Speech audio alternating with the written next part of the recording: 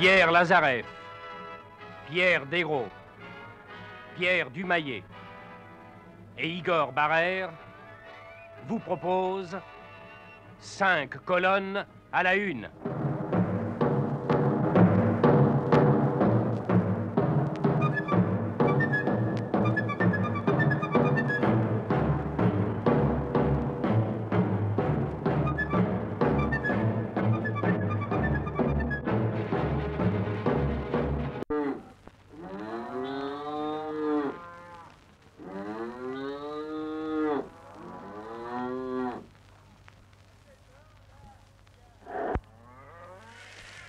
Le prix du beefsteak est à nouveau à l'ordre du jour. Chacun a son point de vue sur ce problème qui retient l'attention du gouvernement. Le consommateur trouve qu'il achète trop cher, le paysan qu'il vend ses bêtes trop bon marché. Tous deux accusent les intermédiaires. Est-ce juste? Pour en avoir le cœur net, les envoyés spéciaux de 5 colonnes à la une, Hubert Knapp et Roger Louis, sont partis sur les routes de France vivre l'aventure du beefsteak. Premier personnage qu'il leur a suffi de suivre, une vache rencontrée sur le chemin du marché à l'entrée de Villefranche du Rouergue. Un autre personnage épisodique, le rabatteur.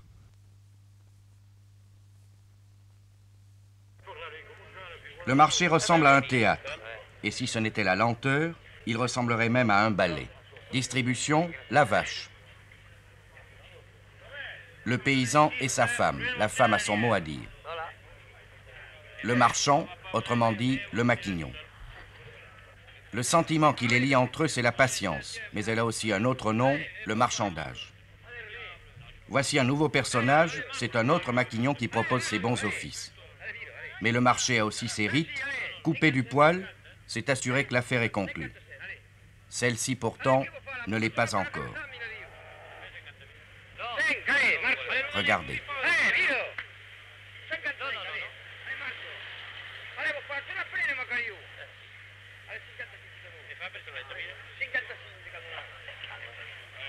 Ale, dipende fa lavori, Ale, marcia, Ale. Non lo fai, chi dipende fa lavori? Ale, marcia, Ale. Ale, qui sono presa perché, Ale. Lo fai, Ale? Ale, dirà. Ale! Vuoi? Découragé, l'arbitre rend ses ciseaux. Une bonne heure sera encore nécessaire avant qu'on les reprenne. Regardez et écoutez cette scène, filmée à Villefranche de Rouergue, à l'insu des acteurs eux-mêmes. Ça peut durer des heures. Ale, marciare, Ale. No, Ale. Ale, che può fare? Ho fatto una partita con il sacco, la sua acqua. Ale. Ale, ti risenganze che ti vuoi. No. Bene, non vuoi approfittare di... Va bene, vuoi?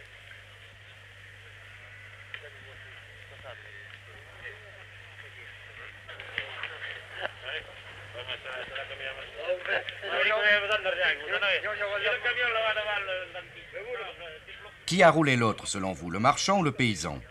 A priori, l'opinion dit le marchand. L'opinion a trouvé un bon avocat en la personne de M. Bruel, qui se propose d'être le Leclerc de la viande. Que dit-il, M. Bruel? Le marché de la viande, c'est le marché de la jungle. Le marchand de bestiaux qui achète, il va essayer de convaincre le cultivateur que sa bête est mauvaise. Quand lui, il la revendra le mieux possible. Et dire qu'il réussit à tous les coups, dire qu'à tous les coups, il va gagner des dizaines et des dizaines de mille francs sur une bête, c'est faux. Non. Mais dire qu'il ne gagne pas quelquefois du simple au double, je voudrais que les marchands de bestiaux ouvrent un petit peu leur conscience et me disent si dans leur vie, il ne leur est pas arrivé quelquefois de doubler, et quelquefois plus, sur les achats qu'ils ont faits. Dans notre région, nous voyons bien, nous, que à peu près toutes les fermes qui se vendent, surtout les prairies, qui valent très cher, sont achetées par des marchands de bestiaux ou des professionnels de la viande.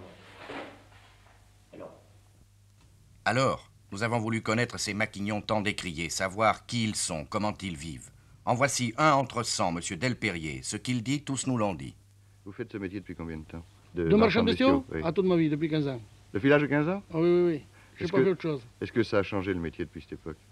Ben oui, parce qu'autrefois on marchait à pied, et puis on marchait en voiture, et puis les bêtes en camion.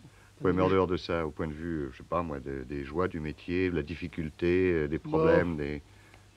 La joie du métier, c'est toujours la même. On est toujours mieux quand même, parce que quand on marchait à pied, il fallait traîner toutes les nuits. Oui. Moi, j'ai marché des nuits entières à pousser des bêtes sur la route. Faut voir ça, hein. Elle faisait beaucoup de kilomètres comme ça? Des kilomètres? On a eu poussé des bêtes à 100 km. À pied? À pied, oui. On dit que pratiquement les marchands de bestiaux passent leur temps à rouler les paysans. Qu'est-ce que vous en pensez? On les roule le moins possible. Parce que les paysans, c'est nous. Si on les roule, on se roule nous-mêmes. Il n'y a pas de raison. Nous, on aime les paysans. Oui. Parce que les paysans, c'est avec eux qu'on vit.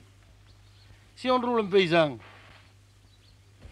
c'est nous qu'on en dépend l'année après. Mais non, on ne le roule pas. Bon, alors, on dit en général, regardez, les marchands de bestiaux, ce sont eux qui rachètent les fermes en l'état actuel des choses, ce qui prouve qu'ils ont quand même la possibilité de le faire. Oui. Or, vous avez là une ferme, disons que tout m'amènerait à croire que vous faites partie oui, ça. de cela. Hein? Oui. Bon, qu'est-ce que vous pensez de ça, là? Qu'est-ce que vous voulez? Pour notre métier, on est bien obligé d'avoir des fermes. Pour mettre les bêtes, oui. On est bien obligé d'avoir des fermes. On ne peut pas les laisser dans la rue. Oui. On est obligé d'avoir des parcs pour les mettre le soir. On est obligé d'avoir des écuries. On a acheté des fermes, mon Dieu, on n'a pas fait des miracles pour ça. Hein. Ce n'est pas grand. Hein. Bon, dites-moi, en général, quand vous achetez une bête, entre le moment où vous l'achetez et le moment où vous le revendez, il se passe un temps assez long entre l'un et l'autre? Ah, tout ça dépend. Il y a des jours où on les achète aujourd'hui, on les revend demain. Oui. Mais il y a des jours où on les regarde une semaine, on les garde des fois 15 jours. Une bête comme ça vous rapporte combien? Ce n'est pas rien de fixe, là. Ça rapporte une moyenne. Oui. De net. Quand on a tout compté, tous nos frais, si on a 2000 à 1500 francs par bête, c'est bien joli. 1500 francs par bête. De net. Bien joli, si on les a. Ce maquignon disait-il la vérité. Pour apprécier les risques de son commerce, nous avons consulté à Toulouse l'acheteur d'une coopérative, donc peu suspect de sympathie pour les maquignons, son nom, Monsieur Lavigne. Vous allez penser quelquefois acheter une bête au cours comme il faut, c'est-à-dire une bête que vous achetez 400 francs, que vous comptez revendre, n'est-ce pas, 420 francs. Bon. Alors cette bête, il y a ce que vous arrivez ceci. Quand elle est morte, qu'elle est plumée, cette bête, qu'on a enlevé la carcasse, si vous voulez mieux, qu'on a enlevé le cuir, cette bête-là, n'est-ce pas, elle tombe jaune, elle tombe grasse.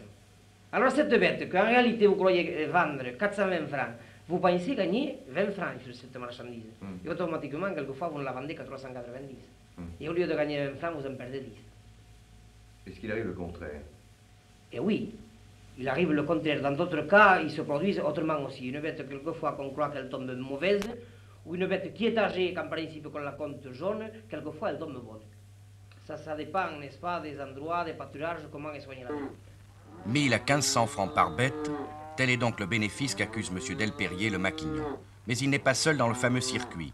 Suivant toujours notre vache, nous avons rencontré aux abattoirs de Toulouse cet autre personnage clé de votre beefsteak, le chevillard. Autrement dit, le boucher en gros. Il s'appelait M. Péchou. L'une des premières préoccupations que vous avez, ça doit être, à partir d'un animal, de savoir à peu près combien de viande commercialisable il contient. C'est le début de nos opérations. Bon, écoutez, il y a là un bœuf là derrière nous. Voulez-vous montrer comment vous faites? Oui, un pied, oui.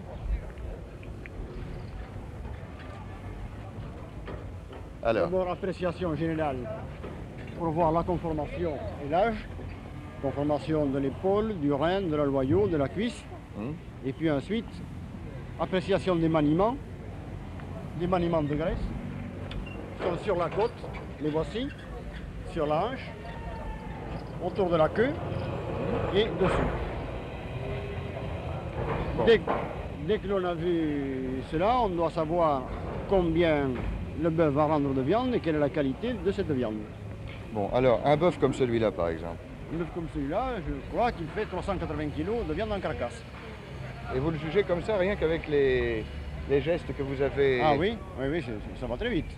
Bon, est-ce que vous arrivez de vous tromper? Bien sûr, tout le monde se trompe. Bien, une erreur de 3-4% est assez fréquente. Bon, et vous le paieriez combien, un animal comme ça? Eh bien, 380 kg, je le paie les 400 francs. Ça fait par conséquent 152 000. 152 000. Sur quoi porte le prix de revente d'un animal comme ça? Eh bien voilà, c'est un bœuf que j'estime 400 francs. Le 5e quartier paiera à peu près les frais engagés pour cet animal, c'est-à-dire les frais de prospection, de transport, d'abattage, d'entrée à l'abattoir. Qu'est-ce que vous appelez le 5e quartier? Le 5e quartier, c'est le cuir et la triperie. C'est ça. Ah, j'ai pas le temps, moi, merde. Et... Oui, mais c'est passé.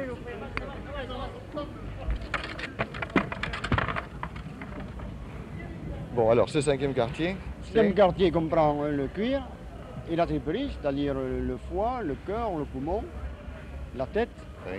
avec la cervelle, les joues et la langue. Et j'estime qu'en moyenne, d'un bout de l'année à l'autre, le 5e quartier commence à peu près les frais. Bon, et alors, la viande? La viande, par conséquent, me revient 400 francs. Oui. Eh bien, si je veux gagner, il faut que j'essaie de la vendre un peu plus, c'est-à-dire 405 francs, 410 si je peux, Oui. dans une bonne vente. Et si la vente est mauvaise, j'en ferai un peu moins. Avant que notre beefsteak n'arrive chez le boucher, combien ont donc gagné à eux deux M. Delperrier le maquignon et M. Péchou le chevillard? Les statistiques disent, quel que soit le nombre des intermédiaires, qu'ils soient 2 ou qu'ils soient 10, la viande augmente en moyenne entre l'étable et le boucher de 40 francs par kilo. Alors question, combien gagne le boucher? À tous les bouchers rencontrés à la Villette, nous avons posé cette question. Écoutez. Je vous pose une question. Allez-y. Oui. Brutalement. Voilà. Vous êtes boucher. Oui. Est-ce que vous pouvez me répondre combien vous gagnez par kilo de viande en moyenne dans l'année? Jamais. Non. Pourquoi? Sur le plan. Boucher, on doit quand même arriver à chiffrer à peu près, disons, la marge d'augmentation. Dans quel quartier? En moyenne. Dans quelle partie de la France? Dans quelle partie de la France? C'est vous. Dans votre boucherie à vous? En moyenne, 80 à 100 balles. 80 à 100 balles. 80 à 100 francs. C'est bien moyen.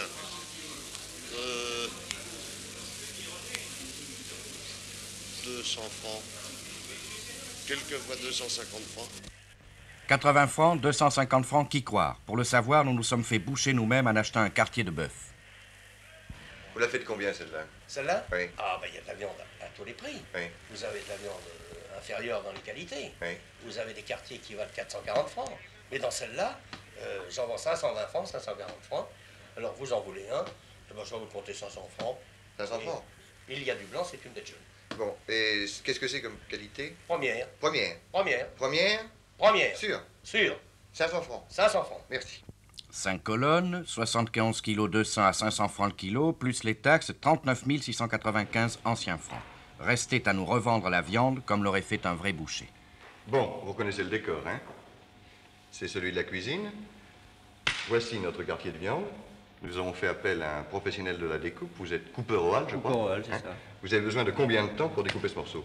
Environ à peu près 1 heure. Bon, eh bien écoutez, allez-y, nous verrons le résultat à la fin. Allez-y.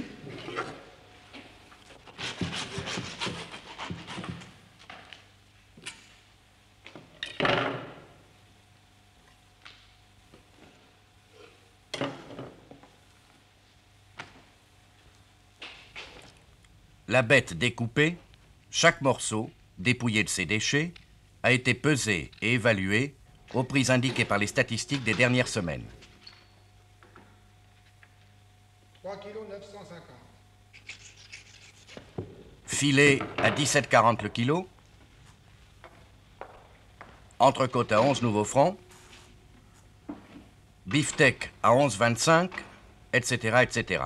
5 kg 250. Prix de vente total, 540 nouveaux francs, 45 centimes. Bénéfice brut par kilo, 202 francs anciens. Ce chiffre, nous l'avons soumis à un expert coopérateur, M. Kougul. Voici son verdict. La marge bénéficiaire d'un boucher est théoriquement de 90 à 100 francs. En fait, le boucher moyen qui, bien souvent, dans sa semaine, débite moins, dans son mois, débite moins de 1000 kilos, est obligé de majorer un peu ses marges bénéficiaires unitaires. Et en bien des circonstances, on n'est pas loin de constater qu'il prend une marge de l'ordre de 200 francs. 200 francs, ça fait 200 000 francs par mois, ça, de bénéfice brut. Ça fait 200 000 francs de bénéfice brut. Maintenant, vous avez évidemment la patente, vous avez le loyer, vous avez l'intérêt de l'argent, vous avez l'électricité, vous avez enfin tous les frais qui sont inhérents à un magasin. D'autant plus que très souvent, même pour une tonne, il se fait aider par un jeune garçon qu'il est obligé de rémunérer sur la base de 25 à 30 000 francs par mois. Donc il ne peut pas vivre. Eh bien, il peut vivre, oui, si il fait Ah, il ne pourrait pas vivre s'il prenait les 90 francs, mais il peut vivre s'il prend 200 francs. Oui, mais ça lui fait un revenu de combien à ce moment-là? Et ça lui fait un revenu net à peu près de 100 000 francs. À peu près de 100 000. Donc, conclusion, il y a trop de bouchers. Conclusion, et il faudrait, pour que les prix unitaires reviennent aux normes, qu'un boucher puisse débiter dans les 7 à 10 tonnes par mois.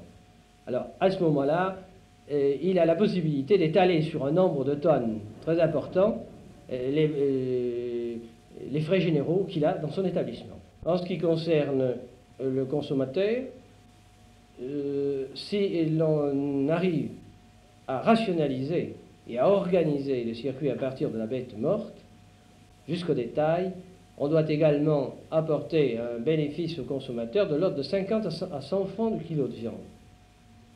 Retenez ce chiffre, 50 à 100 francs au kilo. Avant de refermer ce dossier, résumons-nous. Dans cette enquête, nous vous avons présenté des hommes. Ils ont exposé leurs problèmes, ils ont fourni des chiffres que nous avons vérifiés. Nous nous sommes volontairement abstenus de conclure, à vous de le faire.